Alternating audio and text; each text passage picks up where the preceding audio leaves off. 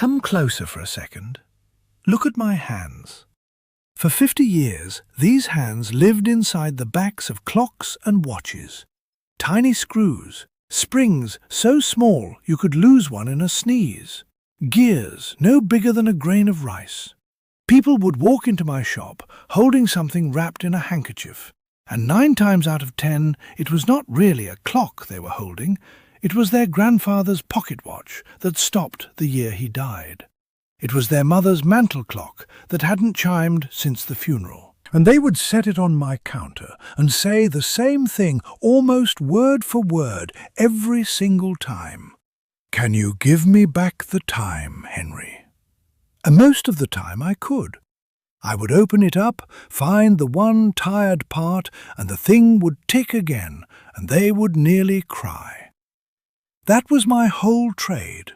50 years of giving people their time back. And here is the joke of it. The joke I did not laugh at until I was past 70. In 50 years of handing everyone else their time, I never once stopped to look at my own. My name is Henry. I am 75 years old, and I want to sit with you for a few minutes and tell you about 5 things I used to spend my money on that I have completely, permanently stopped buying. Not because I ran out of money, I did fine. I stopped because I finally understood what those things were actually costing me, and it was never really the dollars. Let me show you, one at a time. The first thing I stopped buying is new clothes. Now hold on, before you picture me in rags. I am not telling you to dress like a man who gave up. I have good clothes, clean, pressed, decent. That is exactly the point I am making. One winter in my 50s, my wife asked me to thin out the closet to make room, and I actually counted what was in there. 31 shirts. I am not exaggerating, 31. And when I was honest with myself, I wore maybe 6 of them in any given month. The other 25 just hung there in the dark, some with the crease still pressed in from the store, some with the tag still on, waiting. That is the part that stayed with me. They were waiting. Waiting for some better, fuller version of my life to finally arrive and need them. The dinner party I never threw. The trip I kept postponing. I had bought clothes for a life I was always planning to start later. A man does not need 31 shirts. He needs 6 good ones that fit him and the sense to stop reaching for the 7th. These days, I buy a shirt when an old one wears through, and not one day sooner. And I promise you, I have not felt poorer for it. I have felt lighter. There is a strange freedom in owning less than you can afford. The second thing I stopped buying is the extended warranty and the shiny new gadget it always comes attached to. And this one I am ashamed I did not see sooner, given my trade. I spent my whole life with machines built to outlast the men who owned them. A well-made clock runs for 100 years. The one on my workshop wall is older than I am, and it has never once asked me for anything but a little oil and a wind. And then I would walk into a shop and buy some thin plastic thing built to die in 3 years, and the young fellow at the counter would lean in and offer me a warranty to cover the dying, and for years, like a fool, I paid it. $20 here, $50 there, 3 or 4 times a year. You want to know how many of those warranties I ever actually used in 40 years? 1. A single time. All the rest of that money was just the price I paid to feel a little less afraid walking out of the store. That is all a warranty on a cheap thing really is. It is fear with a receipt. And here is what I finally told myself. If a thing is built so poorly that the seller wants to insure it the very day I buy it, that is not a deal. That is the thing itself warning me not to buy it. The third thing I stopped paying for is storage. And this is the one I am almost embarrassed to admit out loud. For 11 years, 11, I rented one of those metal storage units across town. The kind you pay for by the month and forget about. It came out of the bank automatically, a quiet little payment I stopped even noticing. Then, one cold autumn morning, I finally drove out there, rolled up that rattling door, and looked at what 11 years of my money had been protecting. I want you to picture it with me. A box of cables for machines that no longer exist on this earth. My old skis, and I had not skied since my knees were good. A dining set from a house I sold in 1988. Boxes I had not opened in so long, I could not have told you what was inside without looking. And when I went home and did the arithmetic, slowly, the way I do everything, I had spent more than $9,000 over those 11 years. $9,000 to keep things I had completely forgotten I owned, in a box I never once opened.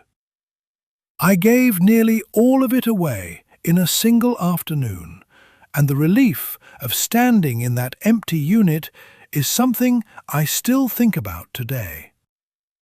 Because I understood something standing there. We do not just spend money buying things, we spend it again and again, keeping them. Every object you own is quietly asking you to take care of it for the rest of your life. The fourth thing I stopped buying is the big, expensive gift for my grandchildren. And this one does not just embarrass me, this one stings, because it came dressed up as love. When my granddaughter Emma was small, I would arrive for her birthday with the biggest box I could carry. The loud toy, the bright plastic thing, all the advertisements promised would light up her whole world. And for about 4 minutes it did. Her eyes would go wide. And then, every single time, she would push the toy aside and spend the rest of the afternoon playing inside the enormous cardboard box it came in. It took me an embarrassing number of years to understand what was really happening in that room. I was not buying those toys for Emma. I was buying them for me. I was buying my way out of having to get down on the floor and actually be with her. The big gift was an apology I was handing her in advance for the time I was not going to give. It was easier to spend the money than to spend the afternoon. Now I bring her nothing at all, and I stay the whole day. I sit on the floor with my bad knees, and I let her beat me at her games. And it turns out I was always the gift she wanted, and that one costs me nothing, except the very thing I spent my life being too busy to give. The fifth thing I stopped buying is anything meant to impress people who, it turned out, were never even watching. The newer car, when the old one started just fine every morning. The dinner at the restaurant I could not quite afford, where I would order the thing that sounded expensive, for an audience of people who were quietly worried about their own half of the bill and not thinking about mine at all.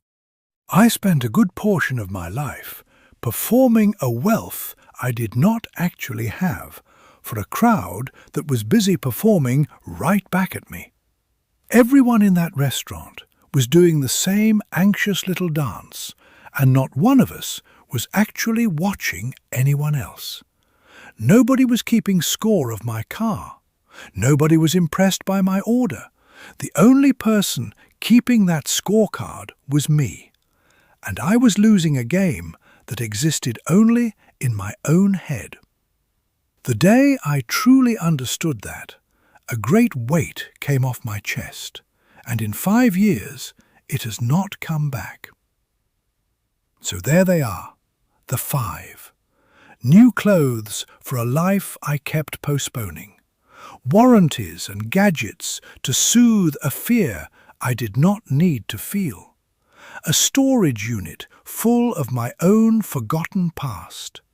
Big gifts handed over in place of myself. And a long, tiring show staged for an audience that was never in the seats. And here is the single thread that runs through all 5 of them. The thing it took me 50 years and 10,000 other people's clocks to finally see.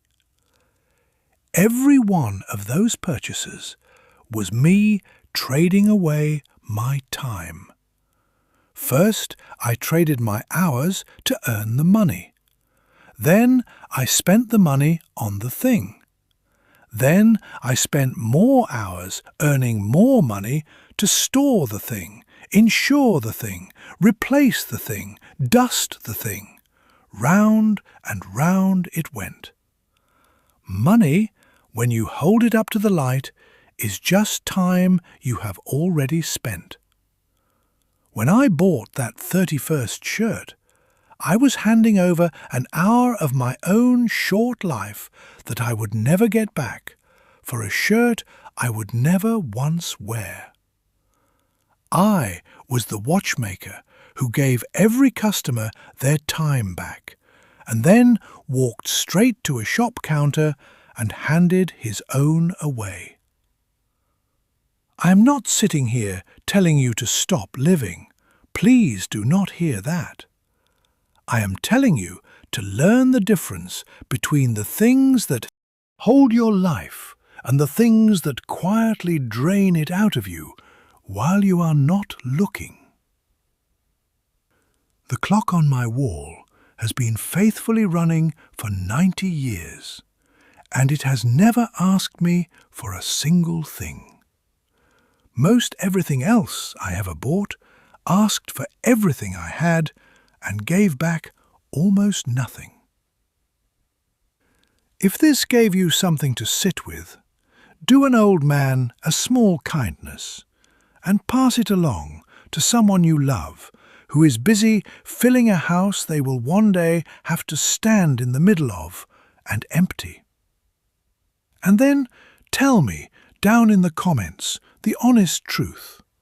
What is the one thing you keep buying that you already know somewhere deep down you do not need?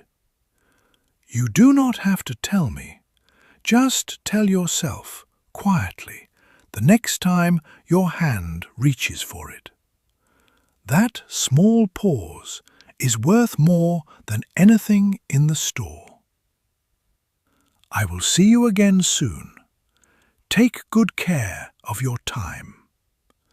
It is the one thing in this whole world that you can never, ever buy back.